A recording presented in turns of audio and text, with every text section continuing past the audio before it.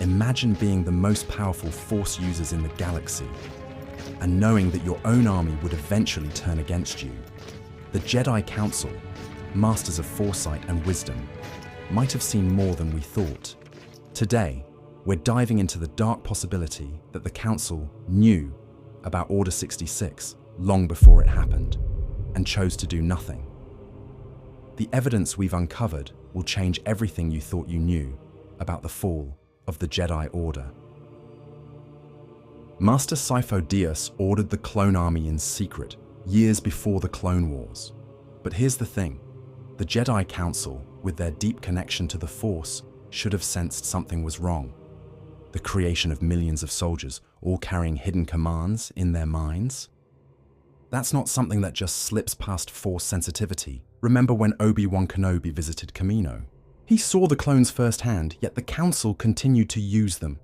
What's even more suspicious is how quickly the Council accepted this massive army that appeared out of nowhere.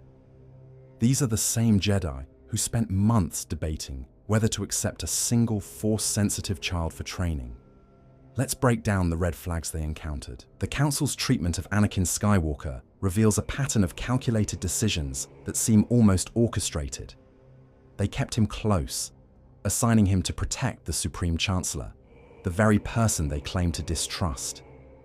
This placement wasn't just coincidence. It was surveillance, disguised as honor.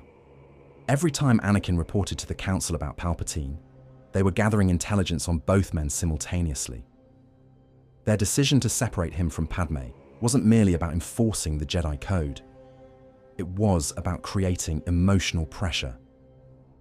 The Council knew of their marriage. Master Yoda's heightened Force sensitivity would have detected their bond immediately.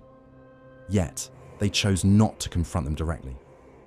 Instead, they sent Padme on increasingly dangerous diplomatic missions, testing Anakin's emotional control and perhaps preparing him for an inevitable loss. The strategic removal of Obi-Wan to confront Grievous is particularly telling. Obi-Wan was Anakin's emotional anchor, his connection to the light side.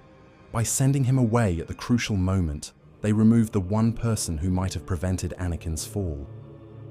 Was this a tactical error, or a calculated move? But perhaps the most damning evidence is what they didn't do. Not once did the Council order a deep investigation into the clone army's origins. They never questioned why their genetic template was a bounty hunter who worked for Count Dooku. They never even examined the chips in the clones' heads, chips that would later prove to be their undoing.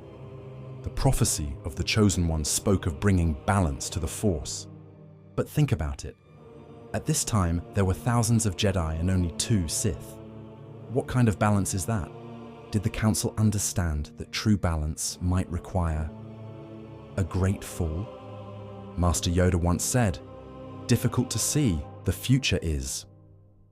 But was it really that difficult? Or was he merely preparing the younger Jedi for what he knew was inevitable? Let's examine the prophecy more closely. The prophecy of the Chosen One has been misinterpreted for generations. Let's examine why the Council might have understood its darker implications. The absence of any mention of Sith destruction is crucial. The ancient texts speak only of balance, a word that appears exactly 3 times, forming a triangle pattern in the original manuscript. This triangular arrangement mirrors the ancient Sith philosophical concept of power, passion, and peace in eternal conflict. The prophecy's location in a Sith temple adds another layer of complexity. Why would a prediction about the Chosen One be housed in a place of darkness? The Council members who expressed doubt, particularly Master Yoda and Mace Windu, might have recognized this contradiction. Their skepticism wasn't about the prophecy's authenticity, but rather its true purpose. The Council's handling of Anakin Skywalker becomes even more suspicious under this lens. They kept him close, despite their fears. They trained him, despite sensing his darkness.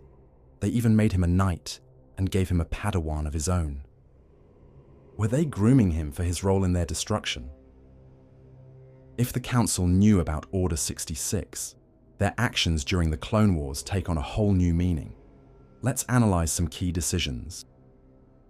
The Council's separation strategy shows signs of careful preparation for the coming purge. The pattern becomes clear when we examine the timing. Ahsoka's departure from the Order came after a trial that seemed designed to push her away. The Council's handling of her case was uncharacteristically harsh, almost as if they wanted her to leave. Did they foresee that former Jedi would have a better chance of surviving Order 66? The deployment of Jedi to distant worlds followed a curious pattern. Those sent furthest were often the ones most connected to ancient Jedi knowledge, or those with unique Force abilities. Master Jocasta Nu, for instance, was encouraged to document and archive ancient Jedi teachings in remote locations, seemingly preparing for a time when such knowledge would need to be preserved from destruction. Also, the reduction of temple guards is particularly suspicious when we consider the timing. In the months leading up to Order 66, the Council reassigned many experienced temple guards to outer rim positions. They left the temple protected primarily by newer guards, those who would be more likely to evacuate rather than stand their ground during an attack. The pointless diplomatic missions often involved sending Jedi to worlds with ancient connections to the Force. Many of these worlds had hidden temples or sanctuaries that could serve as refuges. The Council members who were off-world during critical moments were often those with the strongest connections to Force prophecy. Deep within the Jedi Temple archives, there's evidence of deleted records and hidden information. The removal of Kamino from the archive database wasn't just about hiding the planet, it was about hiding the truth. Consider these suspicious archive activities. The classification of clone production records wasn't just about military security. The records that were classified specifically focused on the clones' behavioral conditioning and their connection to the Force. Were the Council trying to hide evidence that they'd discovered the truth about the inhibitor chips? The restricted access Council meetings coincided with reports of unusual Force visions among the younger Jedi. Several Padawans had reported dreams of darkness falling over the temple, dreams that were documented and immediately sealed in the restricted vault. Master Jocasta Nu, the chief librarian, was known for her meticulous record-keeping. Yet during the last years of the Republic, several sections of the archive became mysteriously disorganized.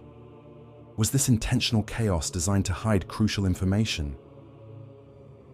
Perhaps the most overlooked aspect of the Council's preparation was their establishment of secret communication channels.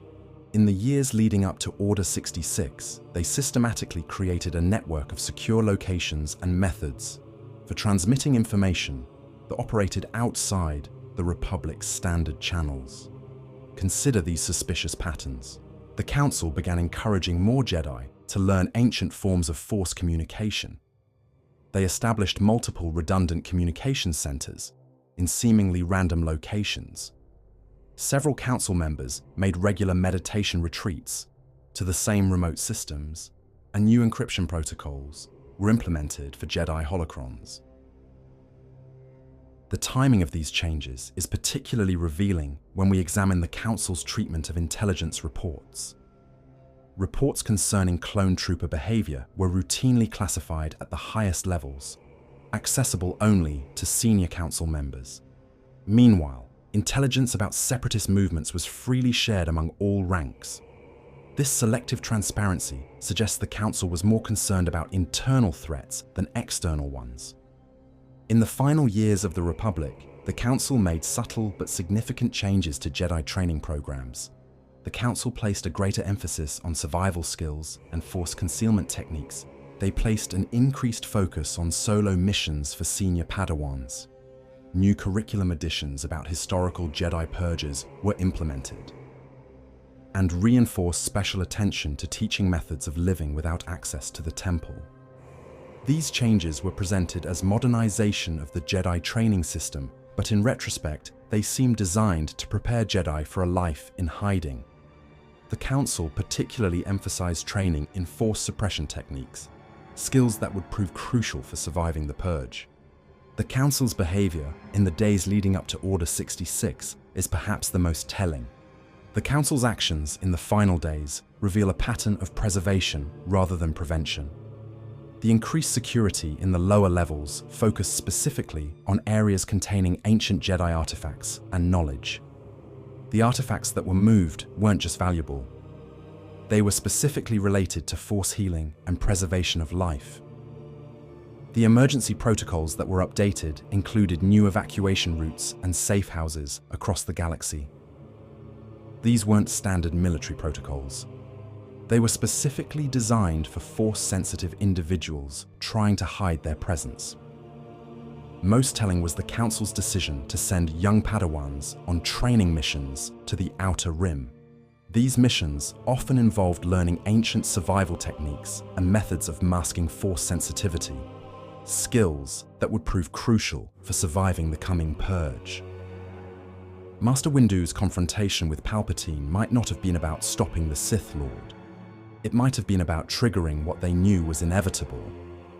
After all, why bring only 4 Jedi to arrest the Supreme Chancellor of the Republic? The truth about the Council's knowledge may be darker than we imagine. But here's an even more chilling thought. What if Order 66 wasn't the only contingency order they knew about? What if there was something worse? Something that made Order 66 look merciful in comparison? When viewed collectively, these actions paint a picture of a council that wasn't just aware of the coming storm, they were actively preparing for it. Their apparent missteps and oversights were actually calculated moves in a longer game.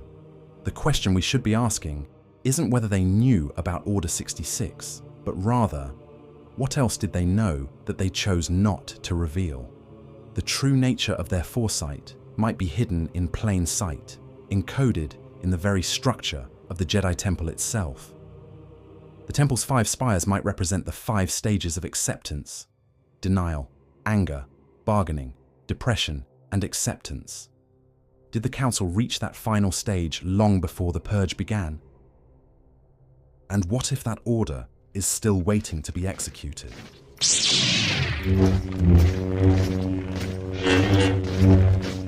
If you've enjoyed this journey through an alternate Star Wars timeline, there are more untold stories waiting to be discovered.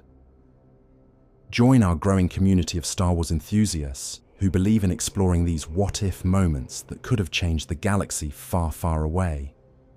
Make sure to hit that subscribe button and activate notifications to catch our next alternative Star Wars story. Each tale offers a new perspective on the characters we love and the choices that define them. Remember to share your thoughts in the comments below. What other pivotal moments in the Star Wars saga would you like to see explored differently? Your ideas might inspire our next adventure. May the Force be with you, always.